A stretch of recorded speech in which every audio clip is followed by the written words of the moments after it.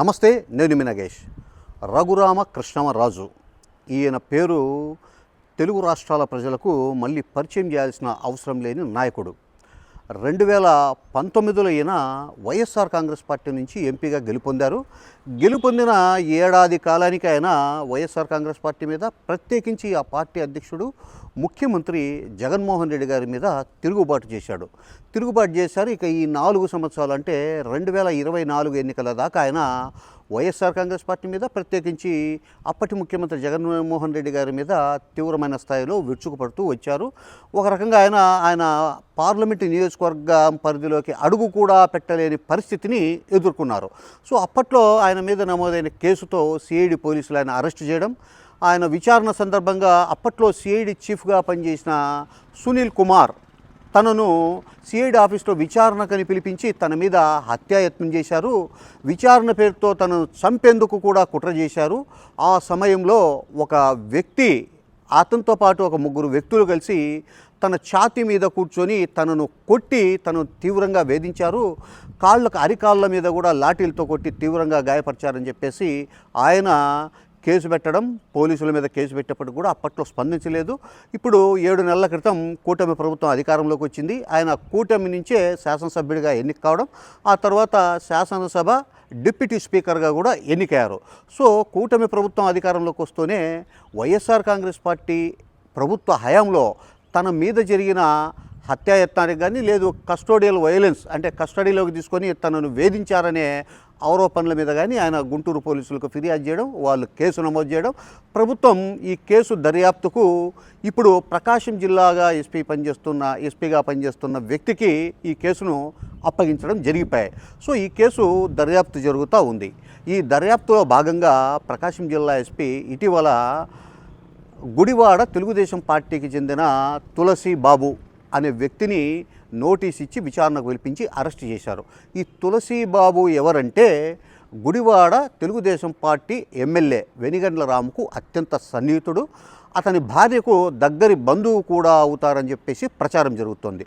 So Venigandla రామును ప్రకాశం పోలీసులు arrest చేసి రిమాండ్కు తరలించడం కోసం జడ్జి దగ్గరికి తీసుకొచ్చినప్పుడు స్వయంగా తెలుగుదేశం పార్టీకి సంబంధించిన గుడివాడ ఎమ్మెల్యే వెనిగండ్ల రాము అక్కడ ఎవరైతే ఆరోపణలు ఎదుర్కొని పోలీసులు అరెస్ట్ చేశారో ఆ తులసీబాబుతో సుమారు 45 నిమిషాల పాటు చర్చించడం, ఆ తర్వాత వెనువెంటనే అతని బెయిల్ కోసం కూడా ప్రయత్నం చేయడం అనేది తీవ్ర వివాదమైంది. ఈ అంశం మీద రఘురామకృష్ణమరాజు ఆ సంఘటన జరిగిన రోజు నుంచే తీవ్రంగా మనసులో రగిలిపోతున్నాడు. గత ఒక 2 రోజుల క్రితం ఆయన మీడియా ఛానళ్లతో మాట్లాడుతూ పరోక్షంగా చంద్రబాబు నాయుడు గారి మీద తీవ్ర స్థాయిలో ఆరోపణలు, విమర్శలు చేశారు. ఒక రకంగా చంద్రబాబు నాయుడు గారి మీద కూడా తిరుగుబాటు చేస్తున్నారా అని అర్థం వచ్చేలా రఘురామకృష్ణమరాజు గారు వ్యాఖ్యానించారు. తన మీద హత్యాయత్నం జరిగింది, వైఎస్ఆర్ కాంగ్రెస్ పార్టీ ప్రభుత్వ హయాంలో జరిగింది. సిఐడి చీఫ్ సునీల్ కుమార్ దగ్గరుండి నన్ను చంపేందుకు ప్రయత్నం చేశారని నేను ఫిర్యాదు చేయడం, ఈ కేసును సిఐడికి అప్పగించడం, ఆ తర్వాత ప్రకాశం జిల్లా ఎస్పీని ప్రత్యేకాధికారిగా నియమించి దర్యాప్తు చేస్తున్నప్పటికీ కూడా ప్రభుత్వం సునీల్ కుమార్కి, అప్పట్లో సిఐడిగా పనిచేసిన సునీల్ కుమార్కి నోటీసులు ఇచ్చి 15 రోజుల్లో స్పందించి వివరణ ఇవ్వాలని చెప్పినప్పటికీ కూడా ఆయన ఏమీ స్పందించకపోయినా కూడా ప్రభుత్వం పట్టించుకోలేదు.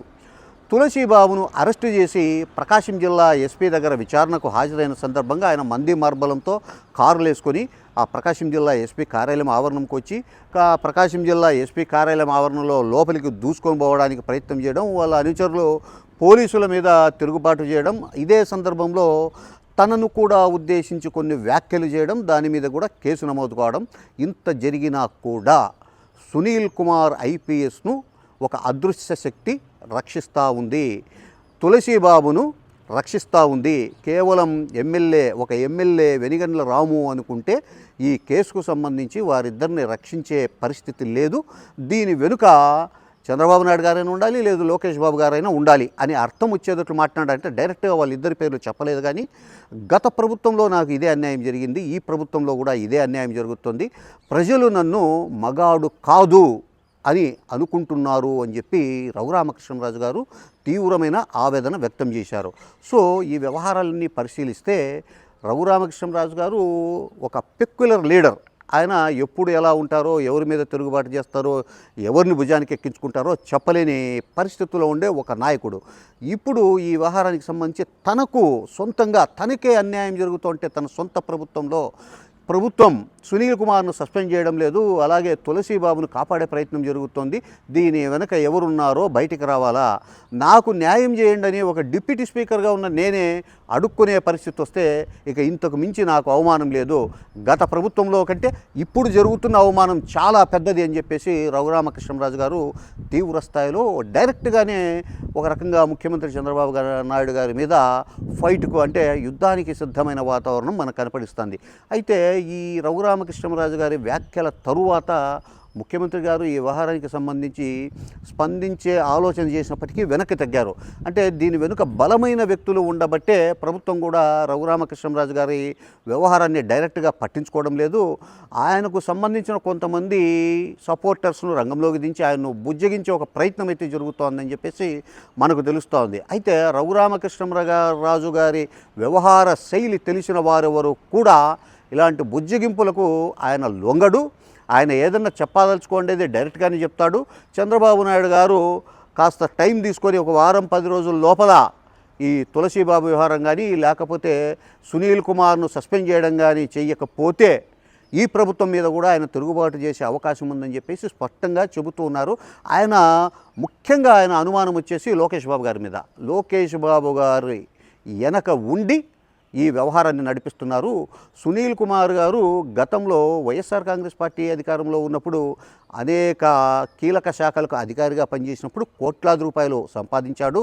ఈ తులసీబాబు అనే వ్యక్తిని బినామీగా పెట్టుకొని అన్ని రకాలుగా ఆయన ఆర్జించాడు. ఈ వ్యవహారం జగన్మోహన్ రెడ్డి గారికి తెలిసే ఆయన్ను జైళ్ల శాఖకు మార్చారు. జైళ్ల శాఖకు మార్చినప్పటికీ కూడా తులసీబాబును అడ్డం పెట్టుకొని అన్ని రకాల అనుమతులు ఇచ్చి కోట్ల రూపాయలు సంపాదించాడు. ఈ ప్రభుత్వంలో కూడా ఆయన మీద చర్యలు తీసుకోకపోతే ఇంకా నేను పార్టీలో ఉండడం ఎందుకు, డిప్యూటీ స్పీకర్గా ఉండడం ఎందుకు, ఎమ్మెల్యేగా గెలవడం ఎందుకు, నా నియోజకవర్గ ప్రజలు నన్ను ఉమ్మేస్తున్నారు, నా ముఖం మీద నన్ను అసలు నువ్వు మగాడివే కాదనే రకంగా మాట్లాడుతున్నారని చెప్పేసి రఘురామకృష్ణరాజు గారు తీవ్ర ఆవేదన వ్యక్తం చేశారు. సో రాష్ట్రంలో కూటమి ప్రభుత్వం ఏర్పడి దాదాపు 6 నెలలు గడిచిపోయింది, 7వ నెల కూడా గడిచింది. ఈ కొద్ది కాలంలోనే ప్రభుత్వంలో లుకలుకలు బయలుదేరాయి.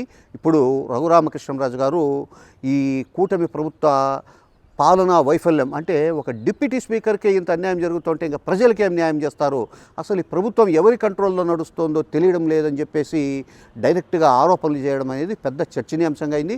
త్వరలోనే ఈ రఘురామకృష్ణరాజు గారు ఒక పెద్ద బ్లాస్టు పేల్చే అవకాశం కూడా ఉందనే ఒక వార్తలు పుకార్లు జరుగుతూ ఉన్నాయి.